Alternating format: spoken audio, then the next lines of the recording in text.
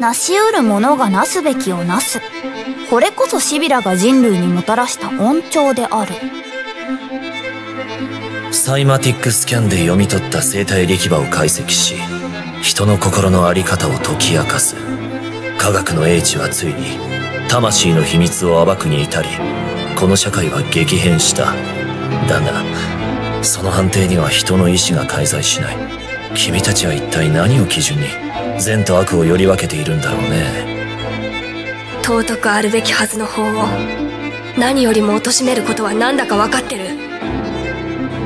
それはね、守るに値しない法律を作り運用することよ。人間を甘く見ないことね。私たちはいつだってより良い社会を目指してる。いつか誰かがこの部屋の電源を落としにやってくるわ。きっと新しい道を見つけてみせる。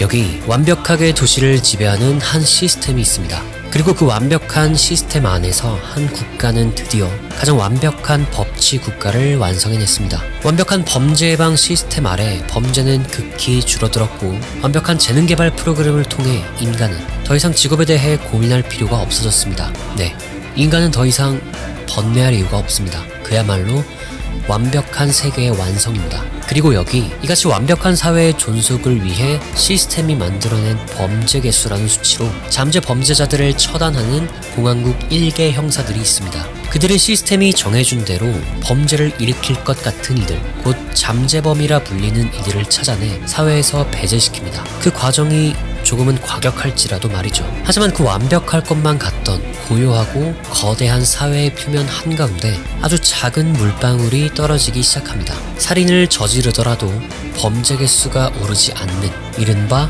면제 체질자들의 등장입니다. 인류는 감정에 사로잡히지 않는 시스템에게 죄의 단죄를 스스로 양도했습니다. 수치를 통해 더 공정한 단죄가 가능할 것이라는 이유 때문이었죠. 때문에 기존의 사법체계는 이미 이들의 세계에서 사라진 지 오래입니다. 고로 시스템이 심판할 수 없다면 그 누구도 이들을 심판할 수 없습니다. 면제자를 죽여 살인자가 될 각오를, 높아진 범죄 개수로 인해 목숨을 빼앗길 각오를 그들은 해야만 합니다. 자신의 선택에 따른 책임을 지지 않는다면 이들은 결코 면제자를 이 세계에서 심판할 수 없습니다. 공화국 1개 형사들은 고민합니다. 시스템을 등지고 범죄자를 처단할 것인가, 시스템을 믿고 범죄자를 용인할 것인가. 그리고 작품 내내 반복되는 그 물음은 어쩌면 공화국의 형사들에게만 해당되는 질문은 아닐지도 모릅니다. 시스템 아래 인간은 얼마나 인간다울 수 있는가? 모든 인류가 바랬던 꿈의 세계 유토피아, 진보된 기술 속 인간은 진정으로 완벽한 세계를 구현할 수 있을까요? 그리고 그 과정에서 인간은 여전히 인간일 수 있을까요? 그렇다면 인간을 정의할 수 있는 그 기준은 과연 어디에 있는 것일까요? 저는 지금부터 사이코패스 1기 그리고 멋진 신세계라는 명작 콘텐츠를 기반으로 완벽한 세계는 오는가? 라는 변화를 앞둔 세계를 맞이할 우리들이 한 번쯤 고민해 볼 만한 질문을 나름의 소신을 담아 리뷰해보고자 합니다.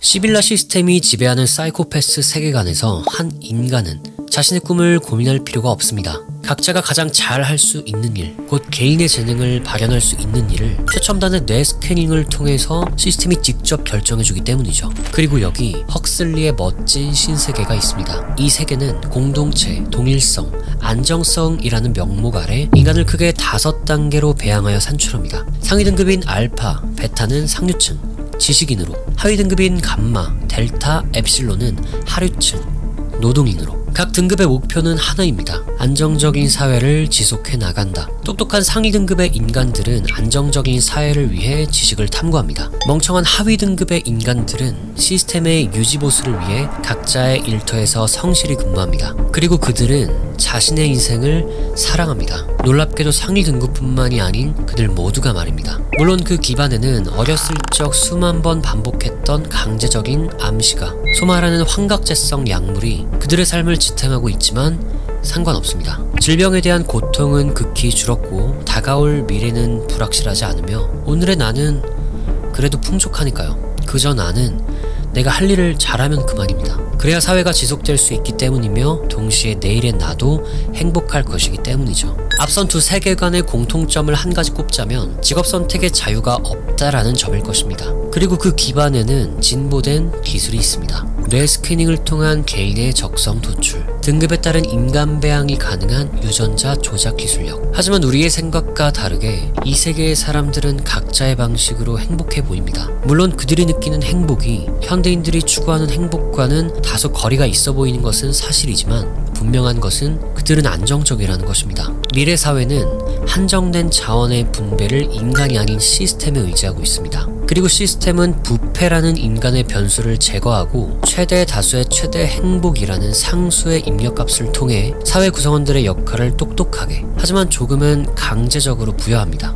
모든 이들이 판검사가 의사가 될 재능을 지니지 않았기에 누군가에게는 거리의 청소를, 누군가에게는 하수도의 수리를, 누군가에게는 통신탑의 복구를, 누군가에게는 범죄자의 체포를 맡깁니다. 물론 현재 우리가 살아가는 세계에서는 직업 선택의 자유라는 공정한 가치 아래 모두가 모두를 위한 사회를 지켜왔습니다. 하지만 한정된 자원, 팽창하는 인구, 시스템의 진보는 조금은 불편하지만 이전과는 다른 물음을 우리에게 건네옵니다. 최대 다수의 행복을 보장할 수 있다면 당신은 기꺼이 그 자유를 내놓을 것인가? 거리의 청소부로, 하수도 수리공으로, 통신탑 수리원으로 태어날 때부터 정해져 버린 인생을 당신은 그 인생을 진정 인정할 수 있나요? 이 같은 물음에 대해 아마 대부분의 현대인들은 인정할 수 없다라는 답변을 내놓을 것입니다. 때문에 멋진 신세계에서는 소마라는 약물을, 사이코패스에서는 직업 선택에서의 자유도를 통해 작품을 보는 현대인들이 느낄 현실성의 정도를 조금이나마 끌어올리려 했던 것 같습니다. 하지만 근본적인 물음은 같습니다. 필수 불가결한 시스템이 등장하고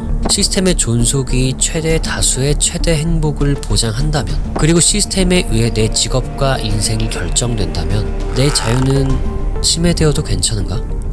우리들은 지금껏 올바른 교육이란 사유하며 선택하는 인간이 되는 것이라 배워왔습니다. 하지만 아이러니하게도 교육을 통한 기술의 발전은 내가 좋아하는 것을 고민해보고 재능이 없더라도 하고 싶은 것을 할 수 있는 그 자유를, 우리가 지금껏 교육이라 불러왔던 것들을 도리어 우리에게서 앗아갈 수도 있다는 것입니다. 그렇다면 우리는 시스템이 지배하는 그 세계 속에서 교육이라는 것을 도대체 어떻게 정의해야 할까요?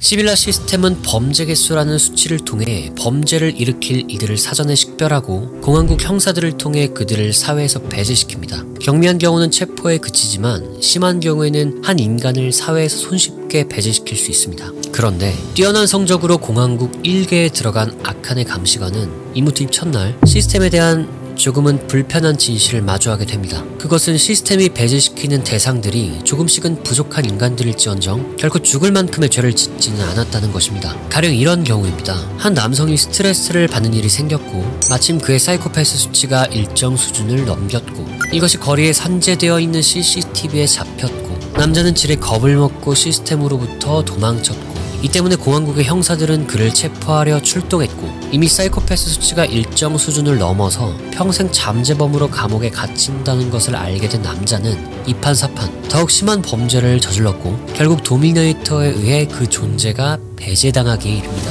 하지만 남자는 애초에 범죄를 일으키려 하지 않았습니다. 한 것이라고는 그저 CCTV에서 도망친 것뿐이었죠. 그럼에도 그는 아주 간단하고 잔인하게 그 생명을 빼앗겼습니다. 그러던 어느 날 그녀의 앞에 한 남자가 나타납니다.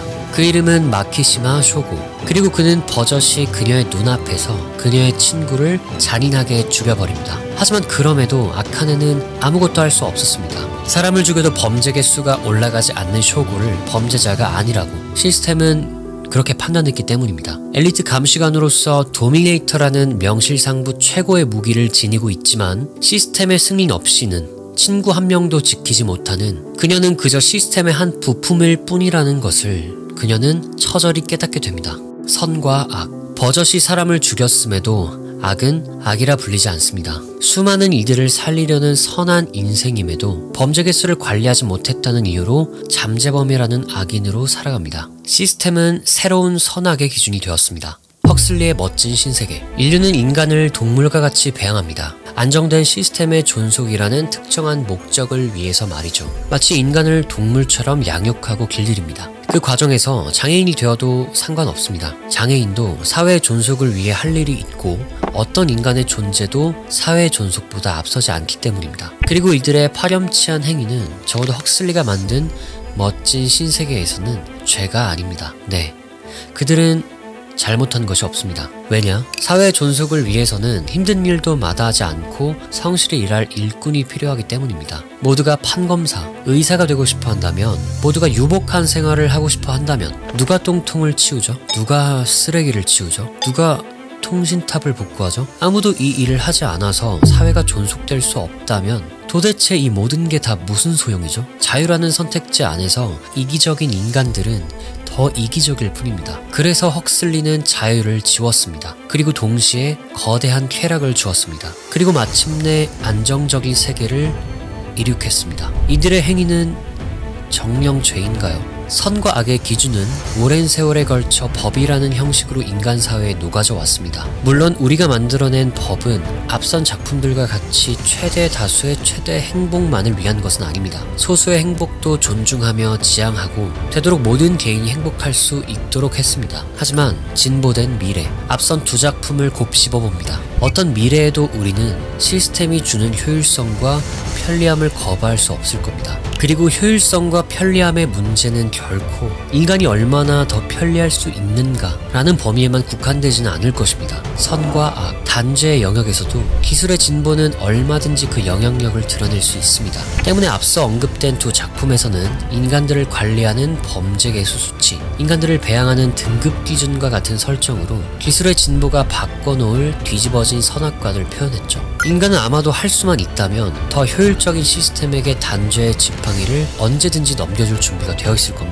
생각해봅시다. 우리는 과연 지금과 동일한 방법으로 다가올 미래에서도 단죄의 문제를 해결해 나갈 수 있을까요? 더 효율적인 세상을 위해, 더 진보한 세상을 위해, 더 아름다운 세상을 위해, 더 완벽한 세상을 위해 인간은 어디까지 포기할 수 있을까요? 그리고 그 과정에서 우리가 믿어왔던 선과 악이라는 가치는 어떻게 뒤집어질 수 있을까요? 그렇다면 선한 세상을 바라는 인간들의 마음은 도대체 어디로 흘러가야 하는 것인가요?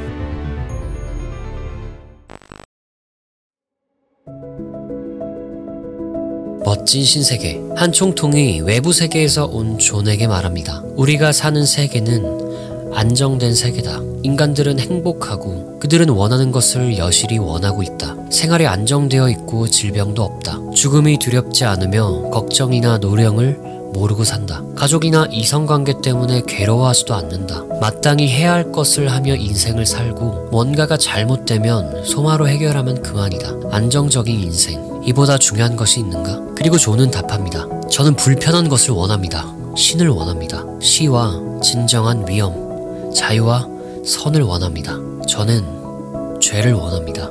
불행해질 권리, 매독과 암에 걸릴 권리, 먹을 것이 떨어져 궁상 맞을 권리, 이가 들끓고 죽음의 공포에 떨 권리, 온갖 스트레스에 시달릴 권리, 이 모든 것을 요구합니다. 사이코패스라는 작품에서 공화국 1개의 감시관 츠네모리 아카네는 그 최후의 사회를 지탱하는 시빌라 시스템의 진실을 마주합니다. 완벽할 줄만 알았던 시스템은 그저 수많은 인간들의 뇌로 작동할 뿐인 살아있는 기계였습니다. 인간들의 뇌가 없었다면 완벽에 가까운 현재의 시빌라 시스템은 결코 탄생할 수 없었습니다. 하지만 그럼에도 아카네는 부인할 수 없었습니다. 인간의 뇌가 메커니즘이 되어 작동할지언정 시빌라 시스템은 인류 역사에 전례 없었던 평화와 번영을 가져다 주었기 때문이죠. 때문에 자신의 친구를 죽게끔 방조한 시스템을 감정적으로는 혐오할지언정 이성적으로는 그 공을 인정하며 받아들였습니다. 그리고 아카네는 생각합니다. 인간에게 법이란 무엇인지,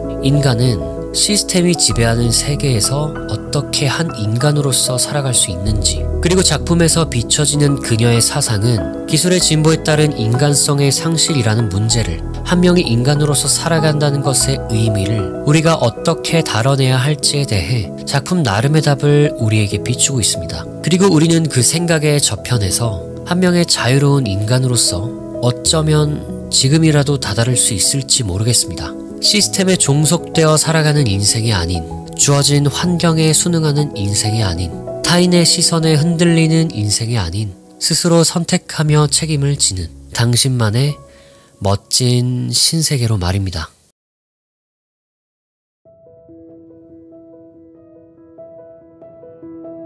法が人を守るものではない。人が法を守ることだ。すべての人間の心には、悪を憎み、義理がたい生を尋ねようとする良い心がある。そしてその多くの心が集まって、現在の法治体系を作り上げた。しかし、法は完璧ではない。だから法は人間を完全に保護することはできない。それなら法はなくならなければならないのか。いや、そうじゃない。完璧でないから保護する。完璧でないからより完璧になるようにならす。常に主導権は人間にあるべきだ。選択し、責任を負うことができる力。それはひとえに人間の分け前。進歩した世界で人間はいかに人間らしくなれるか。それはいくら理不尽な世界でも、それはどんなに便利な世界でも、自分の選択で人生を生きるのと同じだ。才能がなくてもやりたいことをすること。偏見に抵抗し、不義に立ち向かうこと。自分の限界を決めつけないこと。より良い人間になろうと努力するようなものだ。あなたはどちらの側に立っているのか。シュピラシステムと判定されていない人間であるにもかかわらず、怪盗球に培養されていない人間であるにもかかわらず、その未来が決まっていない人間なのに、あなたはなぜ決まったように人生を生きてゆくのか。答えはあなたにある。そしてもしかすると今でもあなたはたどり着けるかもしれない。選択による責任に耐え忍耐し、実を結ぶことを数えきれないほど誓うならば、一人の人間として自分の人生を喜んで愛してくれるなら、無限の可能性の世界、あなただけの素敵な新世界は